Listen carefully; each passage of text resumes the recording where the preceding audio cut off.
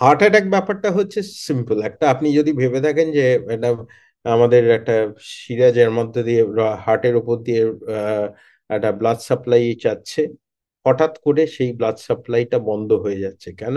ওই শিরার মধ্যে ভেতরে ব্লকেজ হয়ে গেছে। এটা হচ্ছে হার্ট অ্যাটাক। ওই জায়গাটায় কোনো মাসেলটা কোনো ব্লাড পাচ্ছে না, ওই মাসেলটা না খেতে পেয়ে ভেতরে চোট খেল, এই চোটটা হচ্ছে হার্ট অ্যাটাক। মেইন এসেন্সটা হচ্ছে যে আপনার ওই জায়গায় ব্লাড সাপ্লাইটা হট করে বন্ধ হয়ে যাচ্ছে। এই হট করে বন্ধ হওয়ার কারণটা হচ্ছে আইদার একটা থ্রম্বাস হয়েছে, মানে অর্থাৎ একটা ব্লাড ক্লট হয়েছে, নয়তো এর উপরে একটা করে মানে কোনো এটা প্লাগটা জমে জমে ওই পুরো ওই রাস্তাটাকে বন্ধ করে দিয়েছে গ্র্যাজুয়ালি। এই হার্ট অ্যাটাকটা ডিপেন্ড করে কোন রাস্তাটাকে বন্ধ করেছে। আমাদের তিনখানা বড় রাস্তা আছে, সামনে একটা, হার্টের সাইডে একটা, হার্টের ডান দিকে একটা যেটা হার্টের নিচে চলে যায়, রাইট করোনারি আর্টারি বলি।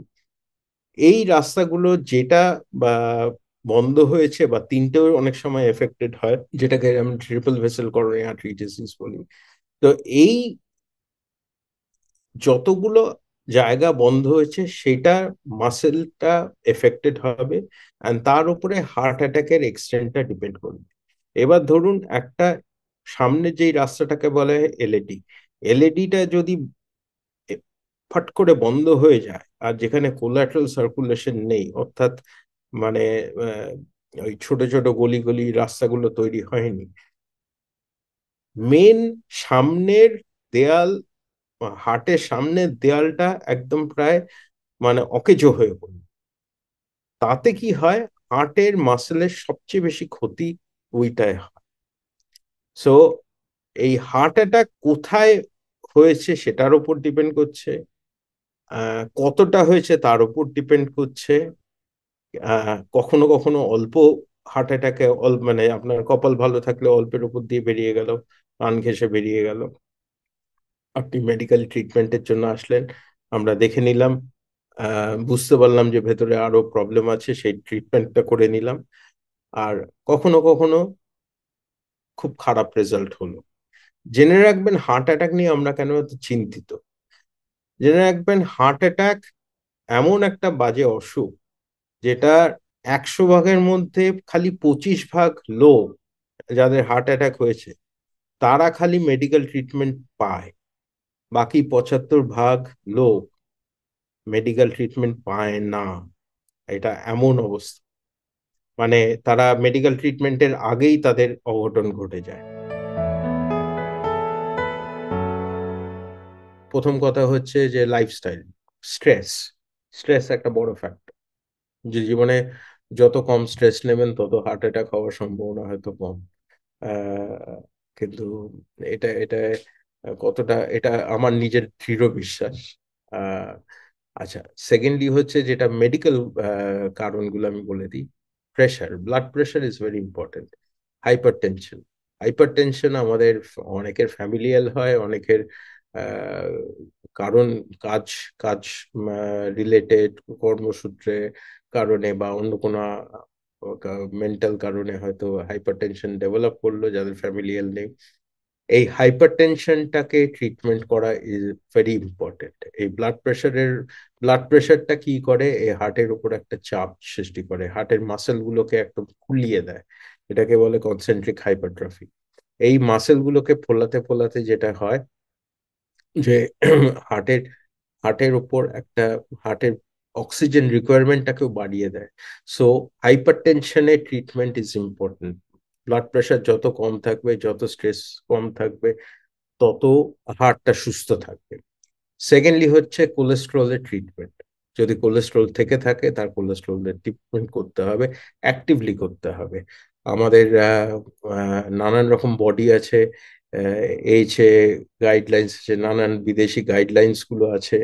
সেই গাইডলাইন্সে কোলেস্ট্রলের টার্গেট দেওয়া থাকে, এতটার থেকে এতটার মধ্যে হতে হবে, তার জন্য যা যা ওষুধ খেতে হবে সেই ওষুধগুলো আমাদের এই দেশে পাওয়া যায়, খুব ইজিলি অ্যাভেলেবেল, সেই ওষুধগুলো আমরা প্রেসক্রাইব করি, আর ওগুলো খেতে হবে। থার্ডলি হচ্ছে ডায়াবেটিসটাকে কন্ট্রোলে করতে হবে। ডায়াবেটিস কন্ট্রোল করতে হবে কিভাবে, যে মানে অ্যাক্টিভলি মানে আপনাকে এভরি 3 মাস অন্তর অন্তর ব্লাড সুগারটাকে কন্ট্রোল করে একেবারে একদম মানে মানে একটা গ্লাইসেমিক আমরা কন্ট্রোল বলি যেটাকে 6 থেকে 6.5 ম্যাক্সিমাম 7 পর্যন্ত টানা যেতে পারে এইচপিএমএলসি এর মধ্যে সুগারটাকে রাখতে হবে। এর সাথে কি করতে হবে, যদি কেউ স্মোকিং করে থাকে, অ্যালকোহল খেয়ে থাকে, তাদেরকে বলতে হবে স্মোকিং ছেড়ে দাও, অ্যালকোহলটা কমিয়ে দাও। হ্যাঁ, সপ্তাহে একদিন খেলে, অল্প একটু খেলো, ঠিক আছে, ওটা কিছু হবে না, কিন্তু ওই রেগুলার বেসিসে রোজ খাওয়া, অফিসের পর বা পার্টিতে যাওয়া, গিয়ে খাওয়া, ওটা একটু কমাতে হবে। নিয়ম মতো ঠিক টাইম মতো খাওয়া দাওয়া করা, ডিসিপ্লিন লাইফ হওয়া, ভেরি ইম্পর্টেন্ট। অ্যান্ড ফাইনালি যেটা আমি বারবার সবকটা পেশেন্টকে বলি, রাত্রিবেলা ভালো করে ঘুমান, 7 থেকে 8 ঘন্টা ভালো ঘুমান, জীবনে অনেক অসুখ চলে যায়। পেশেন্টের যখন হার্ট অ্যাটাক হয় তখন অবভিয়াসলি ওষুধপত্র এমার্জেন্সিতে পায়, তারপরে কার্ডিওলজিস্টের কাছে ভর্তি হয়, আর ভর্তি হওয়ার পর তারপরে অ্যাঞ্জিওগ্রাম হয়, এরপরে আমরা ডিসাইড করি এটার হার্টে স্টেন্ট বসবে না বাইপাস করতে হবে। আইডিয়ালি বলে যদি একটা বা দুটো জায়গায় ম্যাক্সিমাম যদি ব্লকেজ হয় তাহলে স্টেন্ট বসলে বেরোনো ট্রিটমেন্ট করা যায়। যদি দুটোর বেশি জায়গায় ব্লকেজ হয়, স্টেন্টের রেজাল্টস ভালো না, তখন আমাদের কাছে পাঠাতে হয় কার্ডিওলজিস্টদের। আমরা তখন এটাকে বাইপাস সার্জারির জন্য বলি। বাইপাস সার্জারি কেন বলি, বাইপাস সার্জারিতে এখন পর্যন্ত যতগুলো পরীক্ষা নিরীক্ষা করা গেছে, যতগুলো স্টাডি বিদেশে দেখা গেছে, সেখানে দেখাই গেছে যে বাইপাস সার্জারি করলে long term results in terms of survival, মানে অর্থাৎ অপারেশন করে তার সার্ভাইভালের চান্স 1 নম্বর। দ্বিতীয়ত হচ্ছে protection from further heart problem, এই ব্যাপারটা সবচেয়ে বেশি প্রোটেকশন দেয় বাইপাস সার্জারি। সো বাইপাস সার্জারিটা লোকেরা ভয় পায়, যে ভয় পায় যে কেন, যে বাবা কাটাকাটি করবে, মানে বিরাট বিচ্ছে ব্যাপার হবে, সে 20 দিন 30 দিনের ব্যাপার তা না। এখন বাইপাস সার্জারিটা খুব মানে ভগবানের আশীর্বাদে আর সায়েন্সের আশীর্বাদে অনেকটা এগিয়ে গেছে। বাইপাস সার্জারিতে আপনি ইউজুয়ালি আমরা বলি যে আমাদের সাথে 5-7 দিন থাকবেন, আর বাড়িতে মাস দেড়েক দুয়েক আপনি একটু সাবধানে থাকবেন। 2 মাস পর আপনারা ব্যাক টু নর্মাল লাইফ। আর ব্যাক টু নর্মাল লাইফ মানে হচ্ছে কোনো রেস্ট্রিকশন রাখি না, মানে আপনি সে বেড়াতে যান, আপনি মানে গাড়ি চালান, খেলাধুলা করুন, ঘুরতে যান, যা খুশি করতে পারবেন, ইনক্লুডিং ভারী কাজ যা করার করতে পারবেন। কিন্তু বাইপাস সার্জারিতে করতে হলে কি হয়, যে আমরা একই সাথে 3-4টে যেই ব্লকেজ গুলো আছে সেগুলোকে নতুন রাস্তা তৈরি করে দিতে পারি।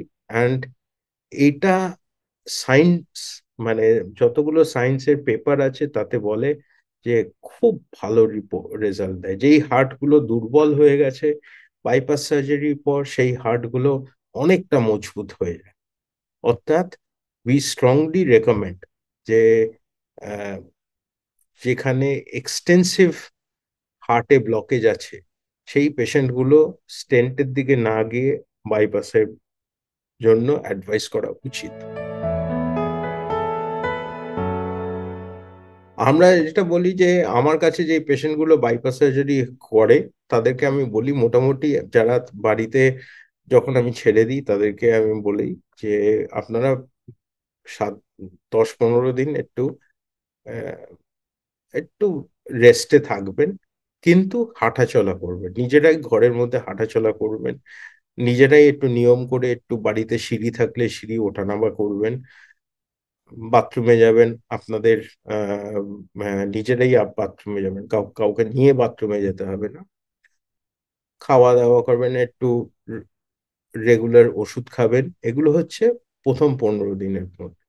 তার 15 দিনের পর যখন আমার কাছে আসে তারপরে আমি বলে দিই এদেরকে যে আফটার 15 ডেজ আপনাদের একটু অ্যাক্টিভিটি বাড়াতে হবে। অ্যান্ড টু দ্যাট এক্সটেন্ট যে আমি চাই যে 2 মাসের মধ্যে they are back to normal. আর নর্মাল বলতে কি, অর্থাৎ আমরা একটা বেল্ট পরাই, যেটা হার্টের উপরে যে আপনার স্টার্নাম, যে ব্রেস্ট বোনটাকে প্রোটেক্ট করে রাখে, সেই প্রোটেকশনটা বাদ দিয়ে আর কোনো, যাতে আর কোনো রেস্ট্রিকশন না থাকে। সো অর্থাৎ আমরা বলি যে রেগুলার ওষুধ খাবেন, ডায়াবেটিসটা কন্ট্রোলে রাখবেন, রেগুলার ওয়াকিং করবেন, এছাড়া আর কোনো রেস্ট্রিকশন নেই। আর 2 মাস পর ওষুধ ছাড়া আর কোনো রেস্ট্রিকশন নেই, এই বেল্ট হেলটা উঠে যায়। একটা তো হচ্ছে অ্যাওয়ারনেস, আপনি যেই জিনিসটা সম্বন্ধে জানেন সেই জিনিসটার একটা প্রিকশন নিতে পারেন। আপনি যদি জানেন যে হার্টে একটা আপনার প্রবলেম হওয়ার সম্ভাবনা আছে, তাহলে সেই জিনিসগুলো করবেন না যেগুলো হার্টের উপর চাপ দেবে। অর্থাৎ স্মোকিং করবেন না, অর্থাৎ নিয়ম মতো ওষুধ খাবেন, ডায়াবেটিস গুলোকে কন্ট্রোল করবেন, কোলেস্ট্রলটাকে ঠিক করে রাখবেন, কন্ট্রোলে রাখবেন। এগুলো হচ্ছে ওষুধের। সেকেন্ডলি হচ্ছে লাইফস্টাইল মডিফিকেশন। লাইফস্টাইল মডিফিকেশনটা কি? লাইফস্টাইল মডিফিকেশন হচ্ছে আপনি হাঁটাচলা করবেন, আপনি রেগুলার এক্সারসাইজ করবেন, যতটা পারবেন স্ট্রেসটাকে কমাবেন, একটু হেলদি লাইফস্টাইলের দিকে যাবেন, একটু একটু যোগা, এক্সারসাইজ, একটু ভালো স্লিপ, এগুলোর দিকে, মানে ভালো যাতে ঘুম হয় রাত্রিবেলা, সেগুলোর একটা ব্যবস্থা করবেন। তো ইয়েস, এই করে করে, মানে এটা একদিনে হবে না, এটা গ্র্যাজুয়াল একটা প্রসেস। এই গ্র্যাজুয়াল প্রসেসে আপনার মোটামুটি কিছু বছরের মধ্যে আপনার রিস্ক অনেকটাই কমে যাবে।